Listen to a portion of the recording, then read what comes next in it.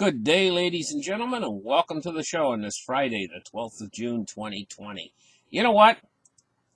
Trump said, let's make America great again. You know, I'm going to tell you what. We've got huge internal problems in America right now. And we get Jerome Powell up there standing in front of the audience the other night, and he's saying how this doesn't compare with he says, not a good analogy to use the Great Depression as a comparison to what's happening right now, and we're going to make a full recovery and everything else. Well, I'll tell you what, this is worse than the Great Depression. Back in the Great Depression, they had about 20 million people out of work, and they had soup lines, and people weren't being fed, basically because they had no work. And there wasn't a substantial system in place other than soup lines to take care of these people.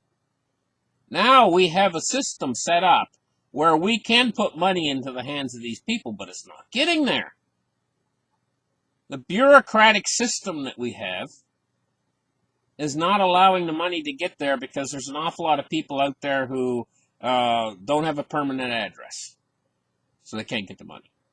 They haven't filed a tax return, so they can't get the money. What they're doing is they're making all of these hurdles that these people have to jump over that are almost impossible for them to get anything from the government, in the way of money. And an awful lot of people that are in their homes now because they've lost their jobs, eventually they're going to find themselves on the street too, and the government's still going to have these hurdles in place, and they're not going to be able to get any money either.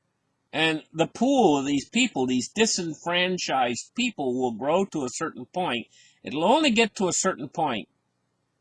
We've saw the effects of people that are becoming disenfranchised, and that anger's growing within them. And we saw the effects. We've got things happening in America, like we've got cities being run by warlords, and things like that are actually happening in America now. Cities are being razed to the ground, or could be razed to the ground if things don't change. The only difference between what's happening now and the Great Depression is getting the money into the lower parts of the economy, the parts of the economy where people are really out there struggling. You need to get the money to these people. But why the government puts so many hurdles in is they don't want these people to scam the system and try to get multiple checks and so on, And so they put these hurdles in place, and it's the only effective system they have in place right now. They need some way of identifying these people so that they only receive one payment, and some way of identifying people quickly and effectively within the system that are disenfranchised, people that don't have a permanent address. They need to solve that problem, and they need to do it fast if they don't want this to turn into the Great Depression 2.0. And actually worse, because in the Great Depression, like I said, there's 20 million people that were disenfranchised. Right now, there's well over probably 50 million. So the power of this hasn't really hit fully home yet, because there's still, what's happening is these people are still receiving their unemployment benefits or whatever, but there's no real hope of that. A lot of these jobs coming back, because a certain percentage of the actual economy out there has now died.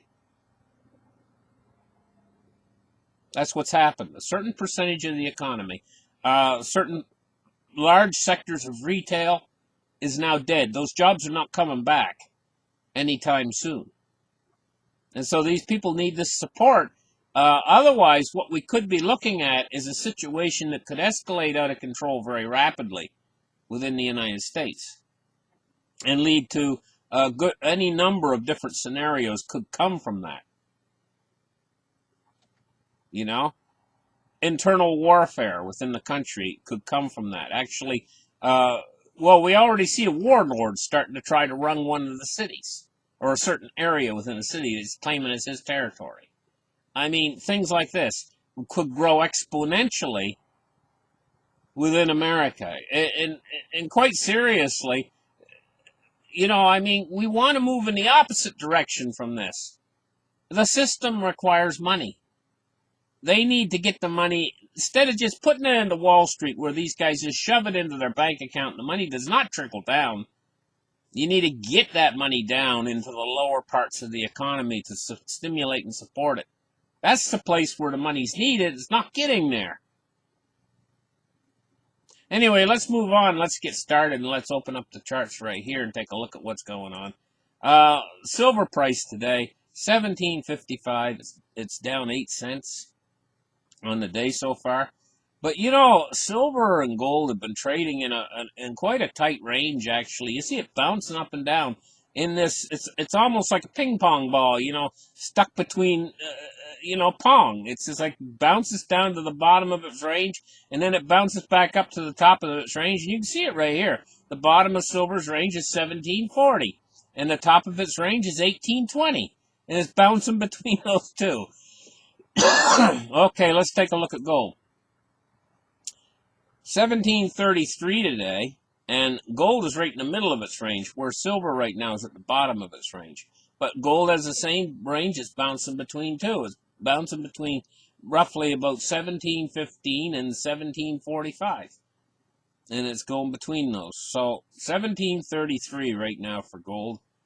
Let's take a look now at cryptocurrencies. 267.8 billion. Bitcoin dominance is 64.8%. And we're looking at a Bitcoin price of $94.35 today. So let's take a look at the Dow. Now, the Dow this morning started off really, really hot. It was up it was quite a bit higher than it is now. But it's settled back down a little bit. It's at 492 points to the positive side today so far. We see tremendous volatility in the Dow right now. And that's because there's a war going on out there right now between deflation and inflation, okay? And these investors out there, they're not really they're watching this and they're thinking to themselves, some of them, hey, it's going to deflate. All the bubbles are going to pop. Everything's going to blah, blah, blah. And so they're bearish on the market. And then you got these other guys who are bullish and saying, well, the Fed's got unlimited support and so on and everything. And the market's kind of like, which way should we turn here? Which way should we turn? Should we fall? Should we go up? The market doesn't know. I can tell you guys what's going to happen. The Fed lags behind. So if things happen in the economy where the economy starts to deflate and the bubbles start to pop and everything, it happens quicker than they can respond to it.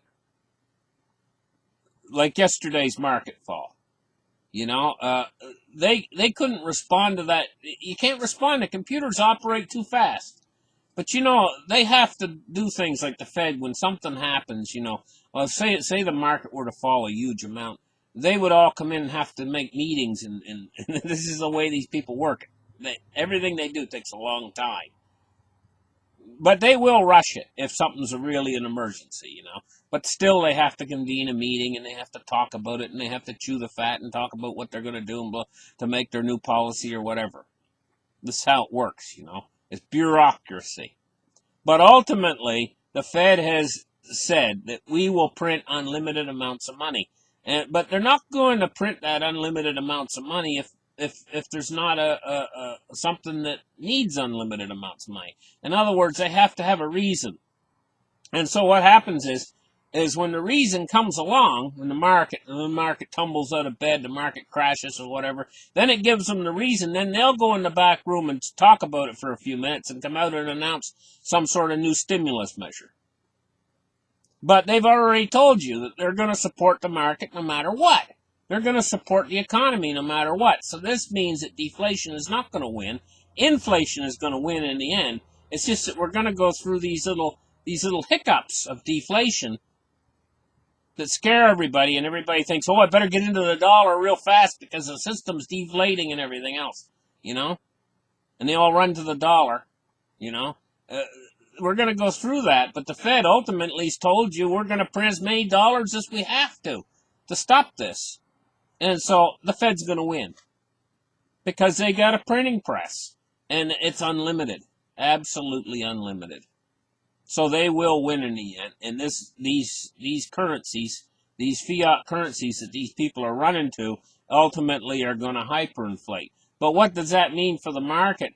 I'll tell you what it means. It means ultimately this market's going to pass 30,000. It's going to pass 40,000, and so on. Ultimately, it ultimately means that the gold is going to pass 2,000, pass 3,000, pass 4,000, and so on. It means silver is going to ultimately pass $50, pass $100, and so on. It means that Bitcoin is going to ultimately pass 10,000, 20,000, 30,000, 100,000. That's what it means. And it's not going to stop. They're going to keep destroying the purchasing power of these fiat currencies. They've told you this. They're not going to let the system collapse in deflation. They can't. Because it's the same, look, it's the same deal that we see when we're looking at the, what they call the U.S. government, debt when they get up to that debt level cap, every time, and they all chew the fat, and they say, oh, what if they don't pay it and everything, and we got to raise the debt ceiling.